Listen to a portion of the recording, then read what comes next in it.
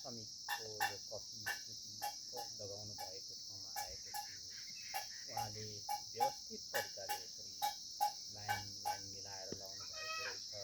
समितज्यू, यो कफी कहिले रोप्नु भएको हो, कसरी व्यवस्थापन गर्दै हुनुहुन्छ?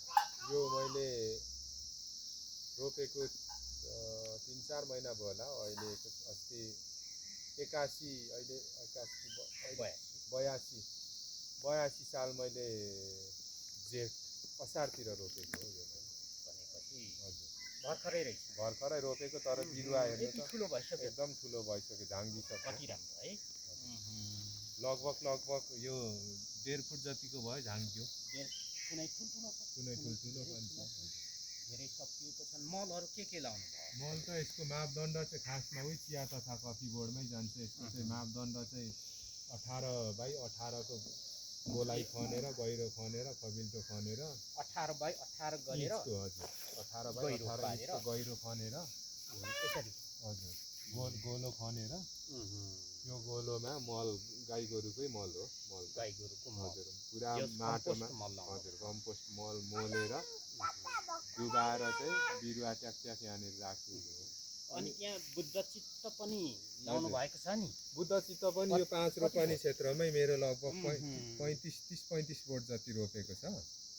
यो बुद्ध चित्त पनि असारतिर रोपेको हो, ल्याएर रोपेको। हजुर कस्तो फस्टिएको छ है। ठुल्ठुलो भइसक्यो। यो फस्टिनु त मेहनतै हो, मेहनत सङ्घर्षै हो। सङ्घर्षले त सफलतामा पुर्याउँदो रहेछ। र यो कफी हजुर कफीको बिचमा जुन यो के छर्नु भएको हो? यो चाहिँ कफीको बिचमा तोरी छरेको हो। यो तोरी चाहिँ मेरो चाहिँ यहाँ अब के छ भन्दाखेरि मौरी पालेको छ होइन। मौरीको लागि यो फुल पुष्परस, कफीको फुल पनि पुष्परस मौरीलाई एकदम राम्रो हो। यो फुलेको बेला त म एकदम लाउँछ नि त कफी फुलेको बेला। अनि यता यो रातो यो उखु जस्तो के हो?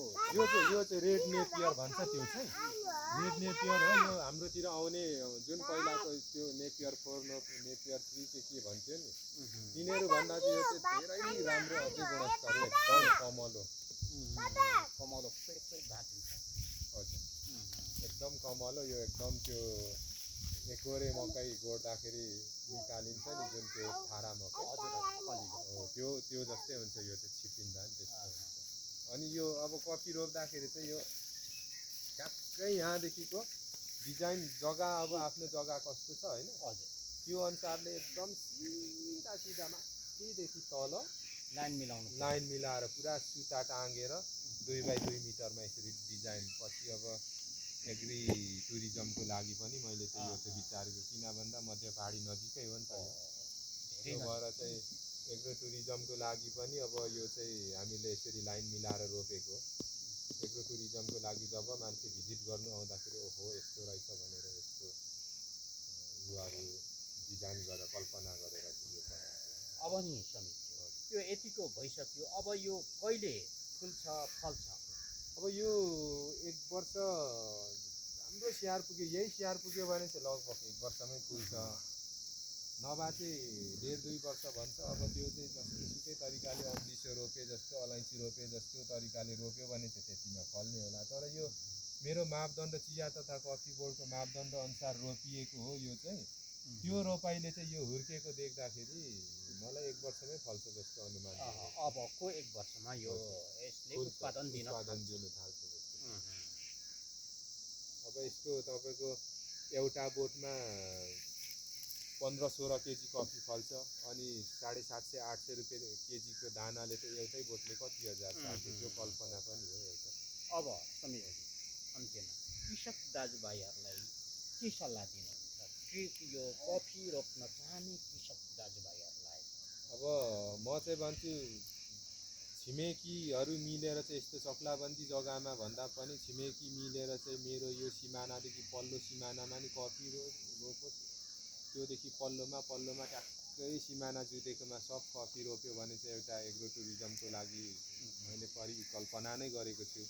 तर अब समाज, आफ्नो इष्टमित्र छिमेकीहरू अलिकति अब त्यो बार्गेनिङमा कुरा नबुझेको नमिलेको जस्तो लाग्छ। अब सकभर गरे त्यसरी राम्रो हो, अब आफ्नो आफ्नो हिसाबले चाहिँ बिरुवा लगेर चाहिँ रोप्ने हिसाब छ भने यही हो। चिया तथा कफी बोर्डको मापदण्डभित्र रहेर खबिल्टो त्यत्रै खनेर चाहिँ बिरुवा चाहिँ त्यो तरिकाले लायो भने जुन यो चिया तथा कफी बोर्डको मापदण्डमा रहेर चाहिँ बिरुवा लायो भने एकदम राम्रो हुन्छ।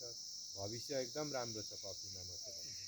किन भन्दा उहाँले इच्छुक कृषक दाजुभाइ छरछिमेकी सबैजनालाई कफी रोपौँ व्यवस्थित तरिकाले भनेर सल्लाह सुझाव दिनुभएको छ। हस्, नगेन जल्दी